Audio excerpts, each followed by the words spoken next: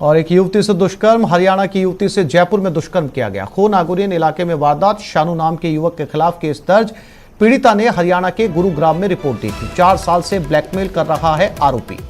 खो नागौरियन थाने में 0 नंबर की एफआईआर भेजी गई है। हरियाणा पुलिस ने जयपुर में इंदिरा गांधी नगर की वारदात मानी है। पीड़िता का आरोप है 4 साल से ब्लैकमेल कर दुष्कर्म कर रहा था आरोपी।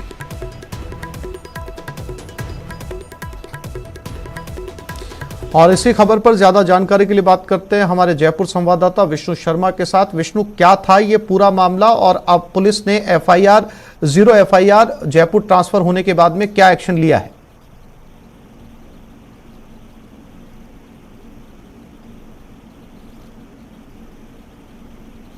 विष्णु, मेरी आवाज मिल रही है आपको?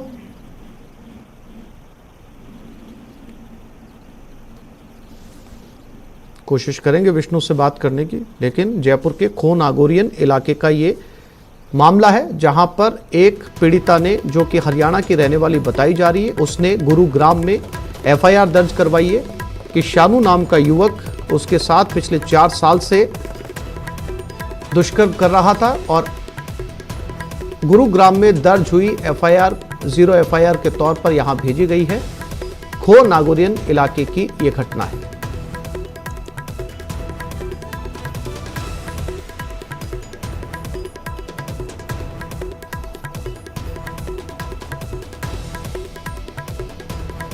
एक बार फिर से कोशिश करते हैं विष्णु से बात करने की। विष्णु, मेरी आवाज मिल रही है आपको?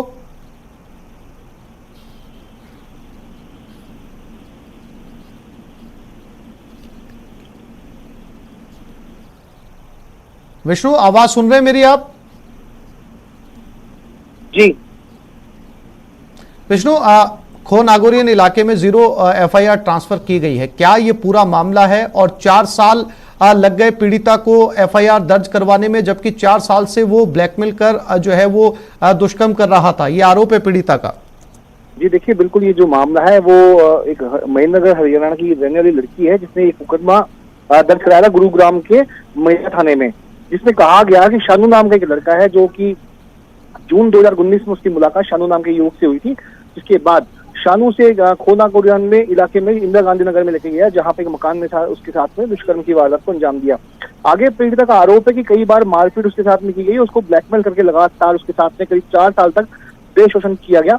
आखिरकार जब युवती ने अपने नारनौल में अपने पिता, अपने परिजनों को जब इस घटना की जानकारी दी, तब परिजन गुरुग्राम थाने पहुंचे और महिला थाने में मुकदमा दर्ज कराया गया। जिसके बाद पुलिस ने 0 नंबर की एफआईआर दर्ज करके, चूंकि घटनास्थल को जो है टाइम ऑफ ऐसी प्रारंभिक तौर के ऊपर जयपुर में इंदिरा गांधी नगर माना, ऐसे में वो 0 नंबर की एफआईआर हरियाणा पुलिस ने अब जयपुर में खो नागौरियन थाना पुलिस को भेजी है, जहां यहाँ पर मुकदमा दर्ज करके एसएचओ खो नागौरियन इस पूरे केस की तफ्तीश कर रहे हैं। तो फिलहाल अभी तक केवल मुकदमा दर्ज हुआ है।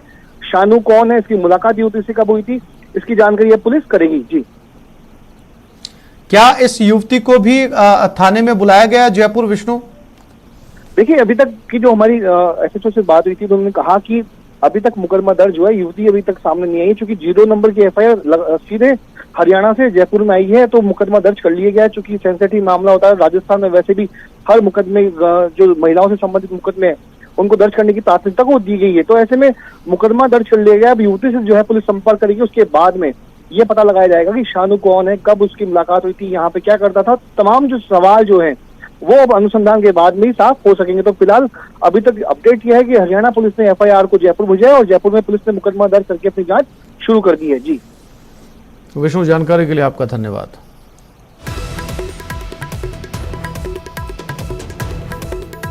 झुंझुनू की सूरजगढ़ पुलिस की बड़ी लापरवाही सामने आ रही है। यहां घर से गायब हुए एक बच्चे को 3 दिन से पुलिस बिना बाल कल्याण समिति के आदेशों के ही परिजनों को सौंप रखा है, जो नियमों के खिलाफ है। जानकारी के मुताबिक सूरजगढ़ कस्बे से एक 14 वर्षीय बच्चा 27 जुलाई को अचानक गायब हो गया। परिजनों ने बच्चे की गुमशुदगी थाने में दर्ज करवा दी।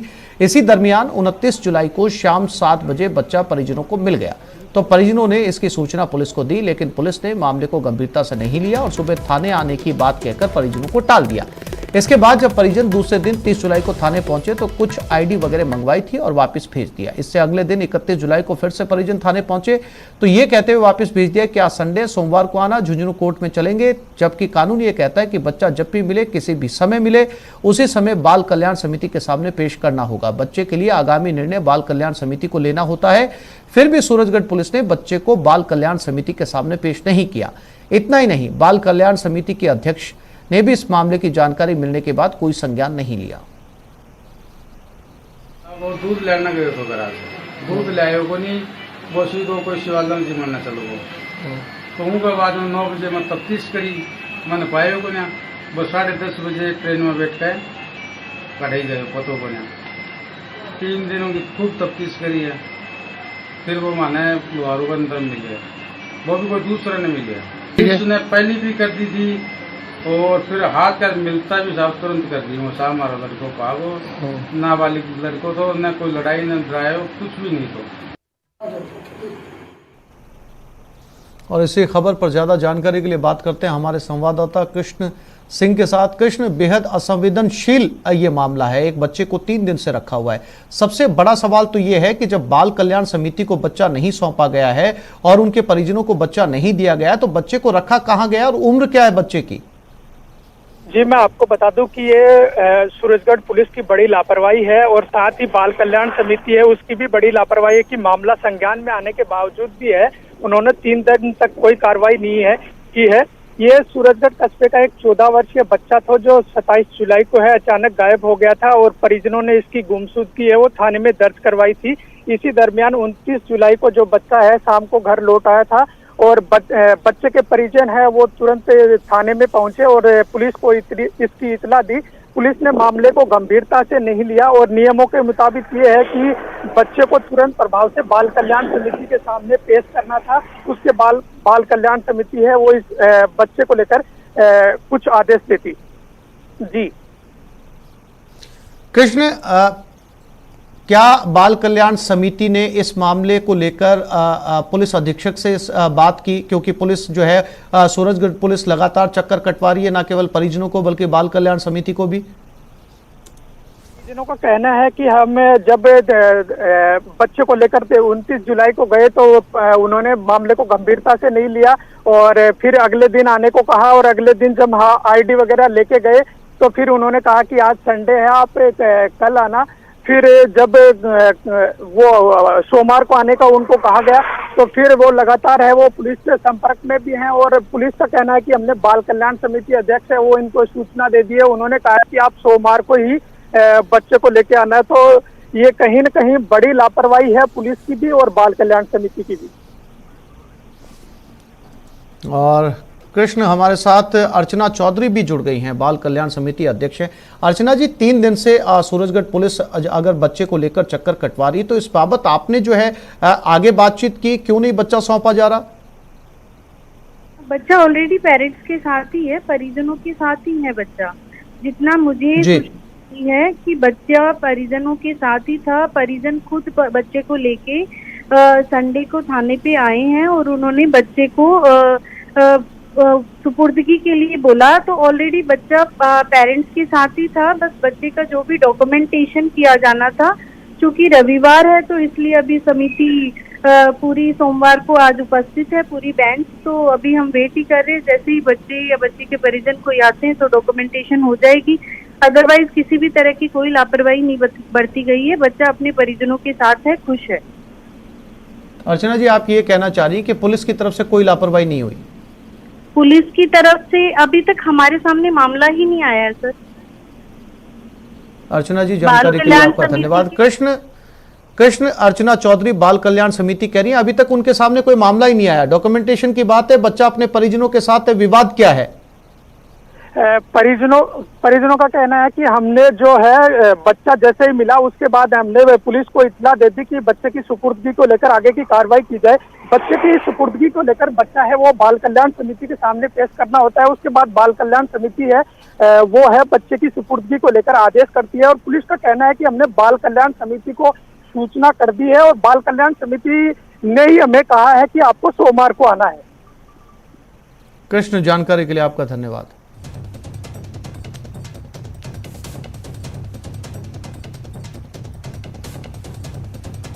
बांसवाड़ा जिले की 12 नाबालिग लड़कियां डिटेन। केरल के कोझिकोड में डिटेन किया गया। सभी लड़कियां सज्जनगढ़ के महुड़ी गांव की रहने वाली है। सभी लड़कियों को बाल कल्याण समिति को सौंप दिया गया। बांसवाड़ा बाल कल्याण समिति एर्नाकुलम बाल कल्याण समिति से संपर्क कर रही है।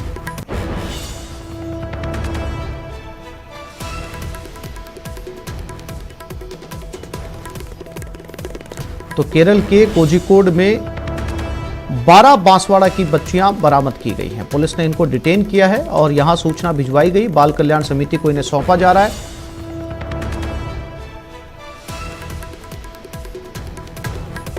और पाली में ट्रक ने स्कूली टेम्पो को टक्कर मार दी। 7 से ज्यादा बच्चे घायल हो गए। घायल बच्चे अस्पताल में भर्ती हैं। पुलिस प्रशासन की टीम मौके पर पहुंची। गरनिया गांव से जैतारण जा रहे थे स्कूल के ये बच्चे।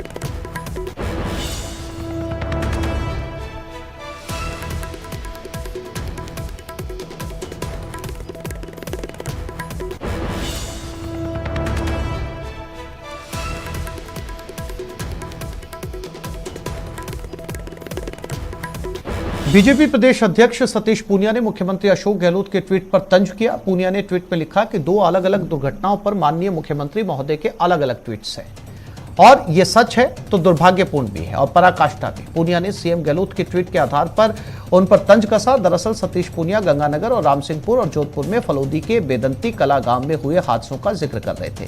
गंगानगर के रामसिंहपुर के उदासर गांव में पानी की डिग्गी में डूबने से 5 बच्चों की मौत हो गई थी। सीएम गहलोत ने दुखद घटना पर ट्वीट कर संवेदना जताई थी। दूसरी घटना में सीएम ने जोधपुर में फलोदी के बेदंती कला गांव में तालाब में डूबने से 2 युवकों की मौत पर भी ट्वीट कर दुख जताया। साथ ही मृतकों के परिजनों को चिरंजीवी दुर्घटना बीमा योजना के तहत 5 लाख रुपए की सहायता राशि देने की बात कही।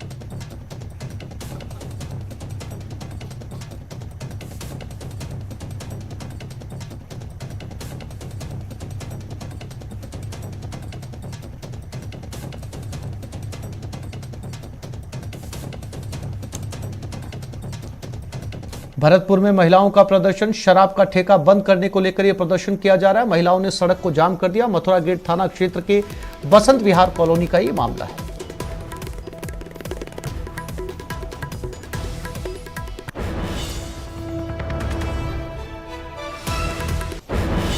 महिलाएं प्रदर्शन कर रही हैं। उनका कहना है कि शराब का ठेका बंद होना चाहिए। इसी को लेकर यह प्रदर्शन जारी है। तस्वीरें भरतपुर से।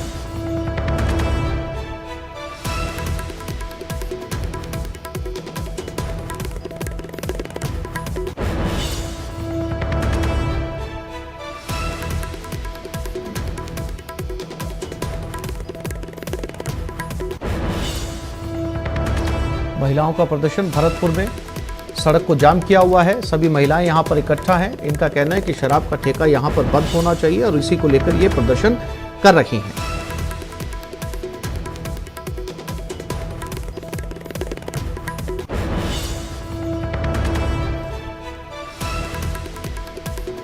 और इसी खबर पर ज्यादा जानकारी के लिए बात करते हैं हमारे भरतपुर संवाददाता दीपक पुरी के साथ। दीपक, महिलाओं की आवाज किसी ने सुनी या अभी भी प्रदर्शन जारी है? देखिए आसिफ, महिलाओं का जो प्रदर्शन है वो अभी भी जारी है और जो महिलाएं हैं वो शराब के ठेके को बंद कराने के लिए सड़क मार्ग को जाम करके प्रदर्शन कर रही हैं और उन्होंने पहले भी कई बार प्रदर्शन किया है। उनका कहना है कि जो शराब का ठेका है वो कॉलोनी में है और वहां से महिलाएं जब गुजरती हैं तो असामाजिक जो तत्व होते हैं उनके साथ अश्लील हरकतें करते हैं और शराब के ठेके के ही पास में जो एक छात्रावास है वो भी है, तो वहां पर उनका कहना है कि आए दिन महिलाओं के साथ, युवतियों के साथ में छेड़छाड़ की वारदात को जो शराबी हैं वो अंजाम देते हैं और इसलिए ये इस ठेके को यहाँ से हटाने की जो है मांग कर रही है। बसंत विहार कॉलोनी का ये पूरा मामला है, मथुरा गेट थाना क्षेत्र का, और लगातार महिलाएं जो है वो अभी भी सड़क पर बैठी हुई हैं। उन्होंने जो झाड़ी वगैरह और जो पत्थर वगैरह होते हैं उनको लगा करके सड़क मार्ग को जाम कर दिया है। सैकड़ों की तादाद में यहाँ पर महिला है पूरी कॉलोनी की और आसपास के इलाके की। उनका कहना है कि जब तक ये ठेका यहाँ से नहीं हट जाता हम लोगों का प्रदर्शन इसी तरह रहेगा। हालांकि कोई भी प्रशासनिक अधिकारी अभी इनको आश्वासन दे रहे हैं या समझाइश करने के लिए नहीं पहुंचा है। जब इन्होंने पहले प्रदर्शन किया था तो इनको आश्वासन दिया गया था कि जल्द ही इस पूरे मामले में जो है कार्रवाई की जाएगी, लेकिन अभी तक कोई भी कार्रवाई ना होने पर महिलाओं का जो गुस्सा है वो दोबारा फूटा है और अब फिर महिलाओं ने जो है सड़क पर जाम लगा दिया और लगातार वहां जो शराब का ठेका है वो हटाने के लिए विरोध कर रही है। जी दीपक, चूंकि आपने बताया सड़क पर प्रदर्शन किया हुआ है, सड़क पर जाम लगा दिया, जाहिर सी बात है कि जब सड़क पर जाम लगा है तो वाहनों को भी गुजरने में काफी कठिनाई का सामना करना पड़ रहा होगा। इसके बावजूद कोई जो है वो समझाइश के लिए यहाँ पर नहीं पहुंचा जाम खुलवाने के लिए?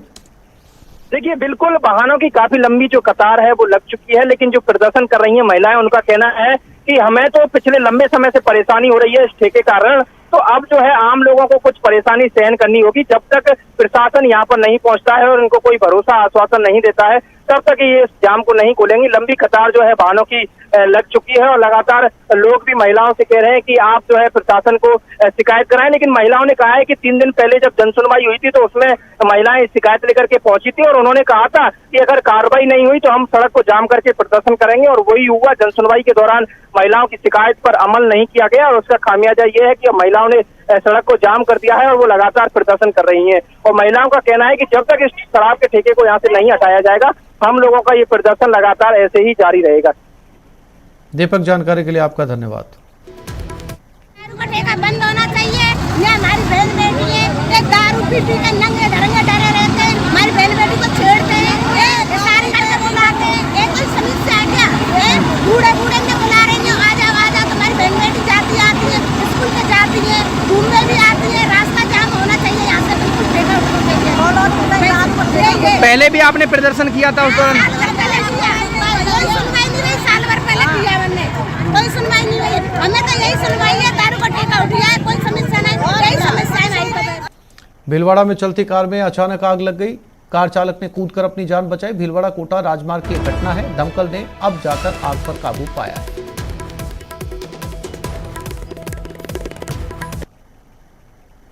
और ये जलती हुई कार की तस्वीरें, द बर्निंग कार। हालांकि इसमें एक ही व्यक्ति सवार था जो कि खुद गाड़ी चला रहा था। जैसे ही आग लगी, चालक गाड़ी से बाहर आ गया और जब तक दमकल पहुंचती तब तक गाड़ी काफी जल चुकी थी।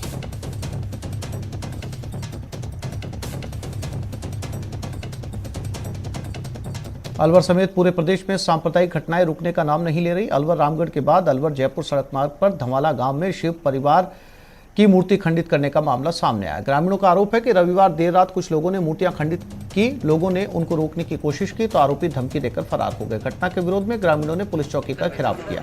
अलवर जयपुर सड़क मार्ग पर जाम लगा दिया। जाम की सूचना मिलते ही मौके पर पहुंची पुलिस ने जाम खुलवाया। आरोपियों को गिरफ्तार करने की कोशिशें जारी है।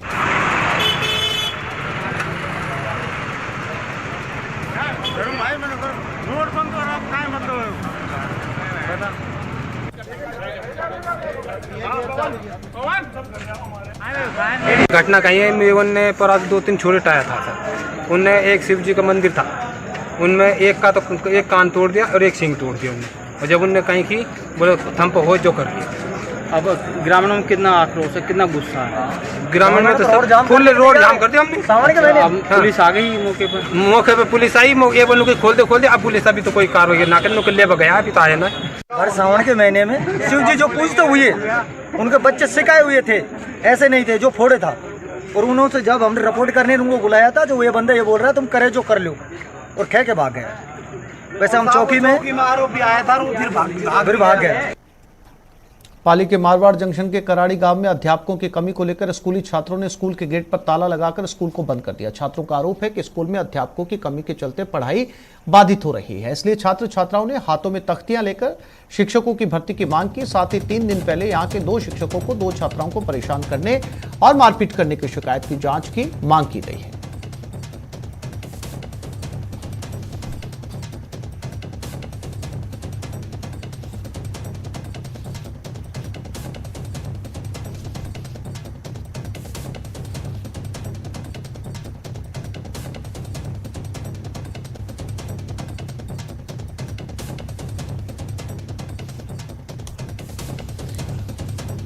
पाली की स्कूल का ये मामला है, जहां पर स्कूल के गेट पर छात्र प्रदर्शन कर रहे हैं शिक्षकों की कमी को लेकर, और छात्रों ने भी स्कूल पर ताला लगा दिया है।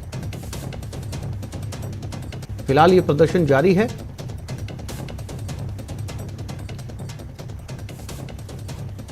और पाली से श्याम हमारे साथ जुड़ गए, उनसे बात करते हैं। श्याम, क्या अपडेट इस पूरे मामले को लेकर? क्या शिक्षा विभाग का कोई अधिकारी इन बच्चों से बात करने के लिए पहुंचा? जी बिल्कुल दरअसल ये पाली जिले के मारवाड़ उपखंड के कराड़ी गांव का मामला है, जहां पर कुछ दिनों पूर्व 2 छात्राओं के साथ मारपीट के मामले की शिकायत को लेकर 2 शिक्षकों को एपीओ कर दिया गया था, जिसके बाद आज स्कूल खुलने के साथ ही सवेरे छात्रों ने विरोध करते हुए स्कूल पर तालाबंदी कर दी और स्कूल के शिक्षकों को भी अंदर प्रवेश करने से रोक दिया। उसके काफी शिक्षकों ने छात्रों से काफी समझाइश भी की, लेकिन छात्रों ने दोनों शिक्षकों को पुनः बहाल करने के साथ शिक्षकों की कमी को पूरी करने की मांग की, जिस पर शिक्षा विभाग के अधिकारियों को सूचित किया गया, जिस पर शिक्षा विभाग के मारवाड़ उपखंड के बीओ मौके पर पहुंचे और छात्रों से समझाइश का प्रयास जारी है। जी श्याम, जानकारी के लिए आपका धन्यवाद।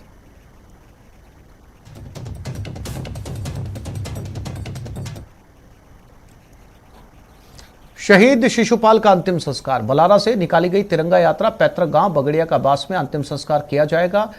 शिशुपाल का शव पैतृक गांव पहुंच चुका है। वीर सपूत को श्रद्धांजलि, शहीद की शहादत को सलाम दिया जा रहा है। गांव के लाल को श्रद्धांजलि देने पूरा गांव उमड़ पड़ा है।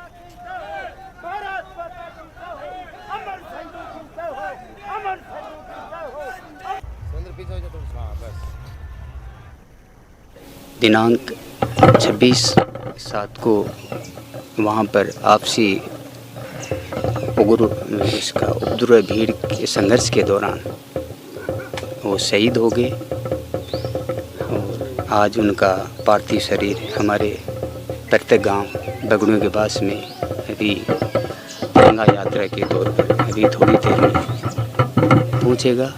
उसके बाद जो हमारे घर की जो प्रक्रिया है गांव की वो की जाएगी। उसके बाद में उनका दाह संस्कार पूरा राजकीय सम्मान के साथ में हमारे घर से थोड़ा ही दूर है, 203 करीब 500 मीटर, वहाँ पर किया जाएगा।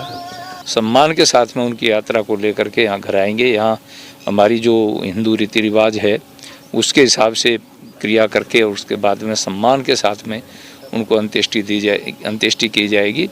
मैं उनको प्रति हार्दिक श्रद्धांजलि अर्पित करता हूँ और परिजनों के लिए मेरी सांत्वना है, क्योंकि हम उनको एक लाडला बेटा नहीं दे सकते, पत्नी को पति नहीं दे सकते, बच्चों को पिता नहीं दे सकते, पिता माता को पुत्र नहीं दे सकते, लेकिन हम उनके प्रति सांत्वना व्यक्त कर सकते हैं। और आज हजारों की संख्या में क्षेत्र के लोग यहाँ पहुँच रहे हैं, अभी आ चुके हैं हजारों लोग, तो उनके साथ भी लोग आ रहे हैं। मैं उन्हें श्रद्धांजलि अर्पित करता हूँ। राष्ट्र संघ के शांति मिशन पर अफ्रीकी देश कांगो गए सीकर के लाल शिशुपाल बगड़िया के सम्मान में निकाली जा रही तिरंगा यात्रा आप हमारे पीछे देख सकते हैं कि बलारा थाने से शुरू हो चुकी है और तकरीबन बगड़िया का बास गांव तक 15 किलोमीटर की तिरंगा यात्रा निकलेगी और उसके बाद जो शहीद का जो पार्थिव शरीर है उसको अंतिम दर्शन के लिए पैतृक आवास पर रखा जाएगा और उसके बाद जो गांव में ही अंतिम संस्कार किया जाएगा। शिशुपाल बगड़िया बीएसएफ की 97 बटालियन में हवलदार पद पर तैनात थे और संयुक्त राष्ट्र के कांगो में शांति मिशन पर गए थे। तो आप देख सकते हैं कि किस तरह से जो लोग हैं वो अपने लाल को अंतिम सलामी देने के लिए उमड़े हैं। देशभक्ति के तराने गूंज रहे हैं, देशभक्ति के जयकारे लग रहे हैं और बड़ी संख्या में जो युवा है वो जो अपने सीकर के लाडले को अंतिम सलामी के लिए यहाँ पर पहुँचे और इसके बाद पैतृक आवास पर जो शहीद की पार्थिव देह पहुँचेगी और अंतिम संस्कार किया जाएगा। संदीप हुड्डा, न्यूज 18 सीकर। और इसी खबर पर ज़्यादा जानकारी के लिए बात करते हैं सीकर संवाददाता संदीप के साथ। संदीप, कितने बजे अंतिम संस्कार का कार्यक्रम रखा गया है और क्या सारी तैयारियां यहां पर पूरी कर ली गई हैं? जी बिल्कुल, देखिए आशिफ, जो जहाँ पर जो शहीद का जो पैतृक आवास था वहाँ पर जो शव को अंतिम दर्शन के लिए रखा गया था, पार्थिव शरीर को, वहाँ से अब जो अंतिम यात्रा शुरू हुई और शमशान घाट में पहुँच चुकी है जहाँ पर अंतिम संस्कार किया जाना है। तो अब चूंकि बस जो सलामी देने का काम चल रहा है और उसके थोड़ी देर बाद ही अंतिम संस्कार कर दिया जाएगा। सलामी देने के लिए बड़ी संख्या में अधिकारी, पुलिस के, सेना के और जनप्रतिनिधि सब मौजूद हैं और जो शहीद वीरांगना है, जो बच्चे हैं, जो शहीद की बेटी है, वो सब लोग भी जो है यहाँ तक पहुंचे हैं, शमशान घाट तक अंतिम सलामी देने के लिए, अंतिम दर्शन के लिए। और अब जो सेना के अधिकारी हैं वो सलामी देंगे और उसके बाद जो अंतिम संस्कार की प्रक्रिया है वो पूरी की जाएगी। जी अच्छा। संदीप, जानकारी के लिए आपका धन्यवाद।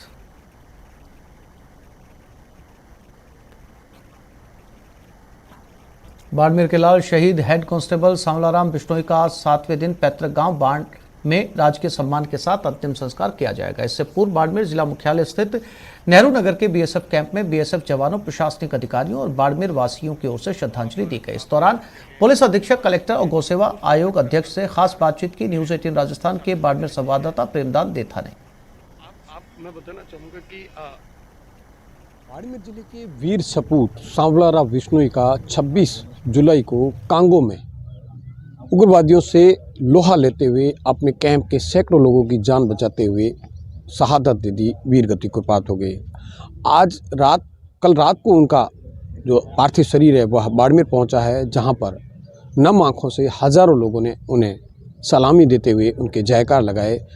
आज जो है अभी मैं खड़ा हूं बीएसएफ के यहाँ ग्राउंड में, कैंप में, जहां पर उनको अंतिम विदाई दी जा रही है बीएसएफ के अधिकारियों के साथ में। मैं बताना चाहूँगा कि यहाँ पर जो मंत्री हेमाराम चौधरी है, गोपालन आयोग के अध्यक्ष मेवाराम जैन हैं, साथ ही बीएसएफ के डीआईजी है, उसके साथ ही जो बाड़मेर के कलेक्टर है लोक बंधु यादव, उनके साथ में जो पुलिस अधीक्षक है दीपक भार्गव सहित उनके जो सबसे पहले मैं बताना चाहूँगा उनके 2 पुत्र जो है उन्होंने सबसे पहले श्रद्धांजलि दी।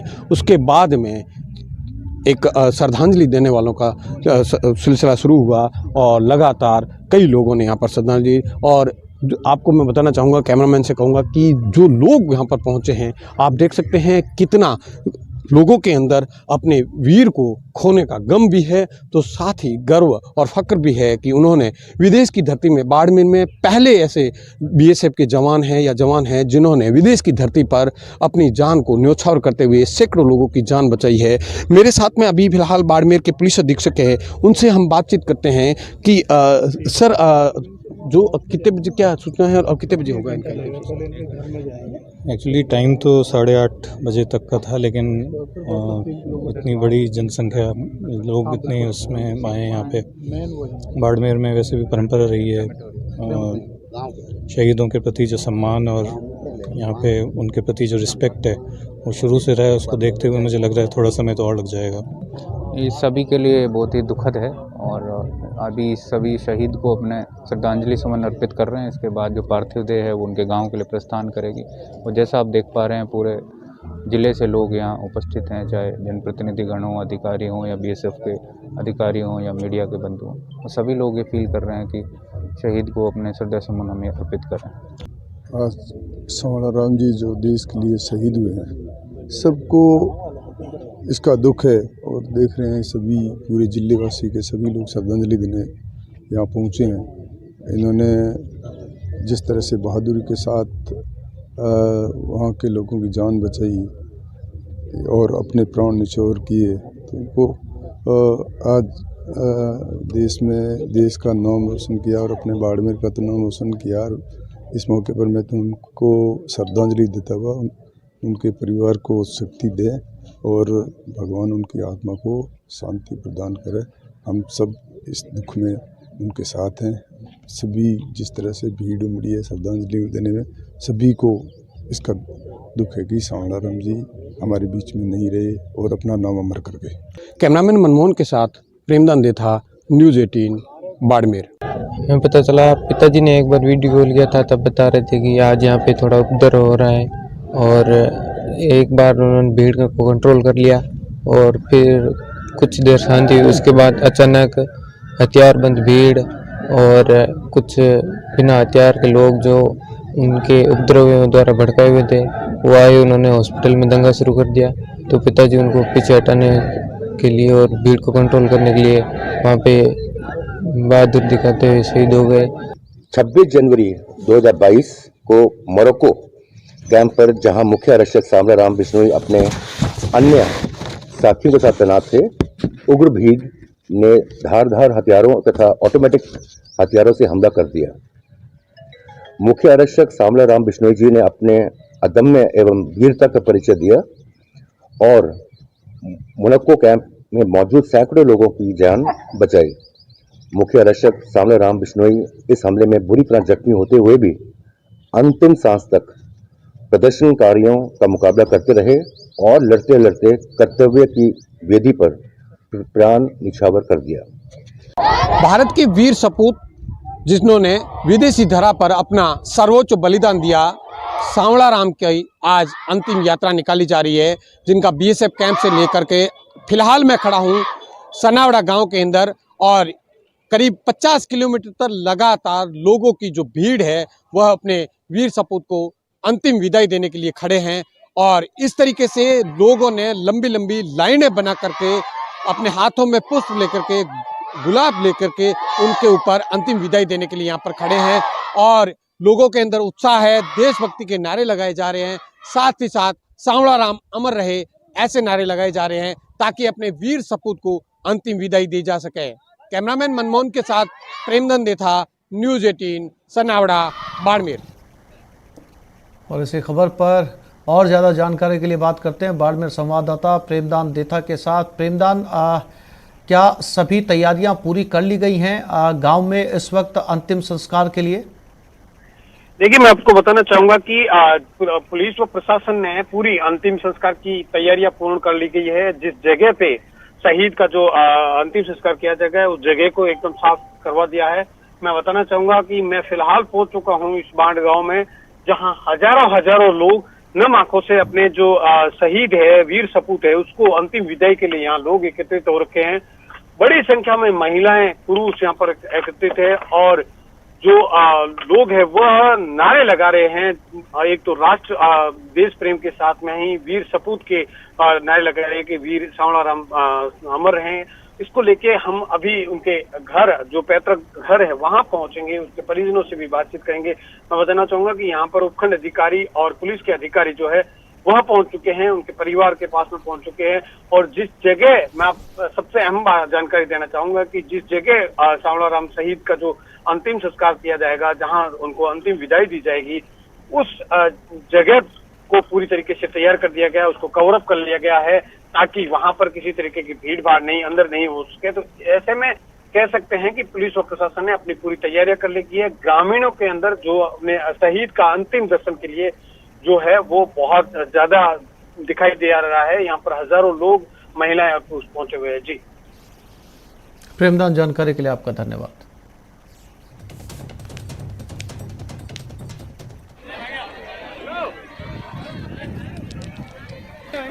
बेकाबू हो रही लंपी स्किन डिजीज पशुओं में तेजी से फैल रही है। लंपी स्किन डिजीज अब तक 1200 से ज्यादा पशुओं की मौत का कारण बन चुकी है। प्रदेश में करीब 25,000 से ज्यादा पशु इससे संक्रमित हैं। राजस्थान के 7 जिले इस बीमारी से सबसे ज्यादा प्रभावित हैं। जोधपुर, सिरोही, नागौर, बाड़मेर, जालोर, बीकानेर और जैसलमेर में यह संक्रमण फैला है। प्रदेश के पशुधन पर बड़ा खतरा मंडरा रहा है। पड़ोसी देश से आई ये बीमारी है। पाकिस्तान से भारत आई है लंपी स्किन की बीमारी। पाकिस्तान के पंजाब, सिंध, बाहवलपुर के रास्ते ये बीमारी यहां पर पहुंची। सरकार ने स्पेशल कंट्रोल रूम स्थापित करने के निर्देश दिए। गुजरात में भी करीब 1000 पशुओं की मौत हो चुकी है। गुजरात के 14 जिलों में लंपी स्किन डिजीज फैल चुका है।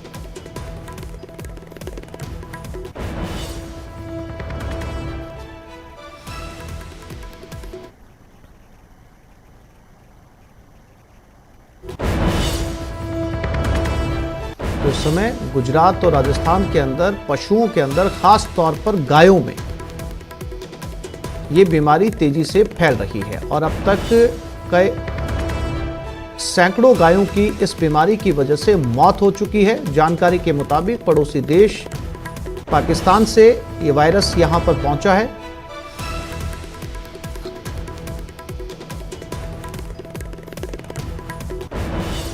सरकार ने इसके लिए कंट्रोल रूम भी स्थापित किए हैं, लेकिन बावजूद इसके ये वायरस रुकने का नाम नहीं ले रहा।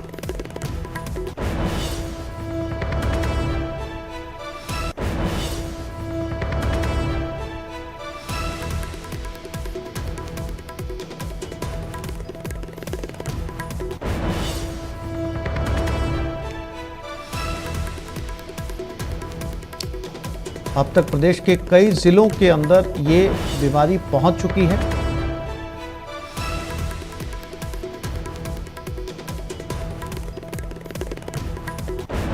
अपने अपने तरीके से किसान या पशुपालक जो है वो इस बीमारी का इलाज करने की कोशिश कर भी रहे हैं और बड़ी तेजी के साथ खास तौर पर गायों में ये बीमारी फैलती जा रही है। क्या इसका मेडिकल उपाय है, क्या कैसे इस बीमारी को रोका जा सकता है? फिलहाल इसी की कोशिशें जारी हैं। 25,000 से ज़्यादा पशु संक्रमित हो चुके हैं। राजस्थान के 7 जिले इस बीमारी की चपेट में आ चुके हैं। देश के पशुधन पर बड़ा खतरा मंडरा रहा है।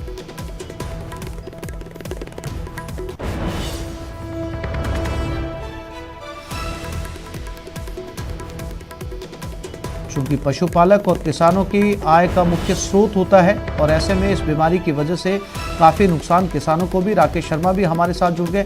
राकेश, गुजरात के बाद में राजस्थान के भी 7 जिले इस बीमारी की चपेट में आ गए और सबसे ज़्यादा असर जो है गायों के ऊपर इसका देखा जा रहा है। किसान सबसे ज़्यादा प्रभावित है, तो किसी तरीके का कोई मेडिकल सॉल्यूशन निकल पाया इस बीमारी का? राकेश बिल्कुल, देखिए आसिफ, अभी तक जिस तरह की हमारी जो अधिकारी हैं एनिमल हस्बेंड्री के, उनसे बात हुई है, उनका कहना है कि चूंकि बीमारी पहली बार आई है और पाकिस्तान से जो पंजाब और बहावल नगर है उसके जरिए यहाँ पर प्रवेश किया है, राजस्थान के जो सीमावर्ती इलाके हैं वो इस बीमारी की चपेट में है। चूंकि बीमारी पहले कभी नहीं पाई गई थी तो इसके जो प्रारंभिक लक्षण है उन्हीं के आधार पर उपचार किया जा रहा है। इस बीमारी की अब तक दवाइयां प्रॉपर उपलब्ध नहीं है, ना ही कोई ट्रीटमेंट इसका उपलब्ध है। तो अब जो पूरे राष्ट्रीय स्तर पर इस पर सहयोग लिया जा रहा है। आज संभवतः केंद्रीय दल भी यहाँ पर राजस्थान के जो प्रभावित जिले हैं वहां पर दौरा करेगा और 7 जिले ऐसे हैं जहां पर बहुत तेजी से ये पैर पसार रहा है, जिसमें जैसलमेर, बाड़मेर, जालौर, सिरोही, नागौर और ये सब जिले हैं और ये अन्य जिलों में भी फैलता जा रहा है। क्योंकि जब ये जैसे अभी कुछ समय पहले कोविड-19 का संक्रमण इंसान। जी राकेश, जानकारी के लिए आपका धन्यवाद। गंगानगर में हादसा हुआ, 2 बच्चों की डूबकर मौत हो गई। गंगानगर के जवाहर नगर में इंदिरा वाटिका में यह हादसा हुआ। बाल नौकायान सरोवर में 2 बच्चे डूब गए। 10 साल के दोनों बालकों की मौत हो गई। 4 बच्चे नहाने उतरे थे, 2 बच्चे सुरक्षित हैं। तो गंगानगर के जवाहर नगर में 2 बच्चों की डूबकर मौत हो गई। बोटिंग के समय बोटिंग जो तालाब था उसमें दोनों बच्चे डूब गए। दोनों ही बच्चों की उम्र 10 साल बताई जा रही है।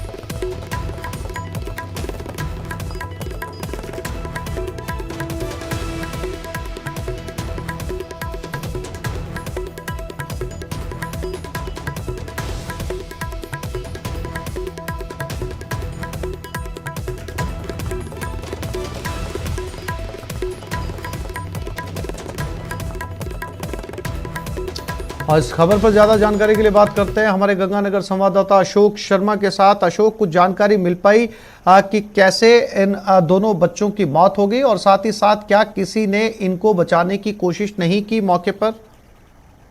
देखिए आसिफ जी, जो जानकारी हमें मिल रही है कि ये श्री गंगानगर के जवाहर नगर के इंदिरा वाटिका गार्डन का ये पूरा मामला है, जहां पर बच्चे चूंकि पानी भरा हुआ है तो उसके अंदर स्विमिंग कर रहे थे और बच्चे नहाने की कोशिश कर रहे थे। हालांकि जो यहाँ जो मॉर्निंग वॉक कर रहे थे और जो लोग मौजूद थे गार्डन के अंदर, उनका ये कहना था कि उन्होंने बच्चों को टोका भी, क्योंकि पानी की गहराई बहुत ज्यादा है। इसकी गहराई तकरीबन 15 से 20 फीट है।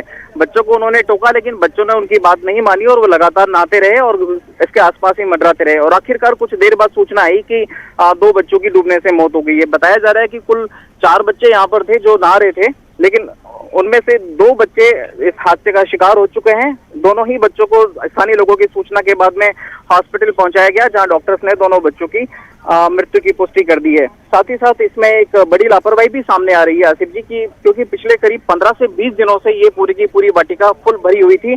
प्रशासन के द्वारा, स्थानीय लोगों के द्वारा, यहाँ तक कि स्थानीय पार्षद से जो हमारी बात हुई है, स्थानीय पार्षद ने कहा कि उन्होंने इस तालाब को खलाने के लिए कई बार यूआईटी और नगर परिषद के अधिकारियों से संपर्क किया, लेकिन उनकी बात पे कोई कार्रवाई नहीं हुई और आखिरकार यह हादसा हमारे सामने आया। कहीं न कहीं स्थानीय प्रशासन की तो लापरवाही है ही है, लेकिन जिस तरह से जो आम लोग थे जिन्होंने उस बच्चों को, बेशक उनको रोकना चाहिए था, बेशक वो बच्चे नहीं मान रहे थे, लेकिन उनको कहीं न कहीं रोकना चाहिए था ताकि इस हादसे से बचा जा सके। जी आसिफ जी, जानकारी के लिए आपका धन्यवाद अशोक।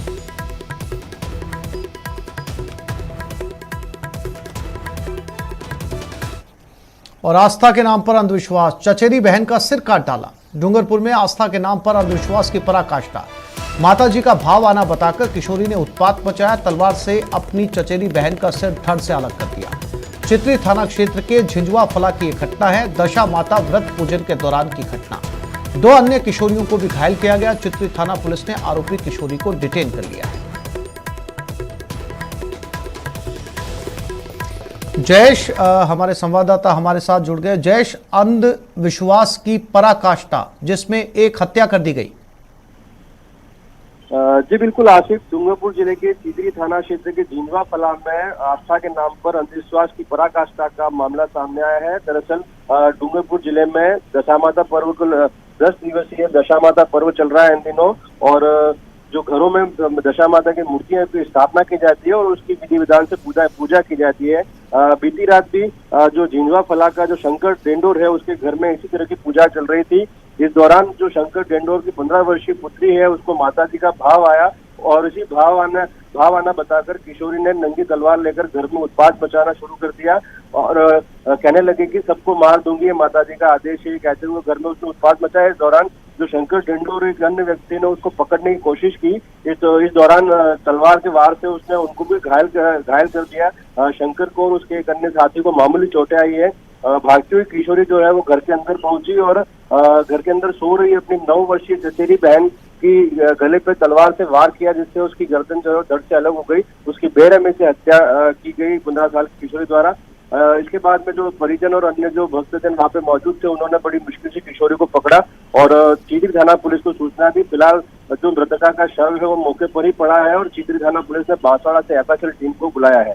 आसिफ, बेहद जयेश, दर्दनाक घटना। अंदाजा लगाया जा सकता है कि एक 15 साल की किशोरी ने जो है वो अपनी ही चचेरी बहन की गर्दन काटी। पता ये भी चल रहा है, जानकारी ये भी मिल रही है जयेश की 2 और युवतियां भी इसमें घायल हुई हैं। वो कौन थी? क्या ये बीच बचाव कर रही थी, इस दौरान घायल हुई? जी बिल्कुल, जब किशोरी माता जी के भाव के अंदर जब घर के अंदर तलवार लेकर दौड़ रही थी, जब उसके पिताजी और अन्य लोग जो बचाव कर रहे थे, इस दौरान कुछ अन्य लोगों को भी तलवार के जो घाव लगे हैं वो मामूली चोटें आई है।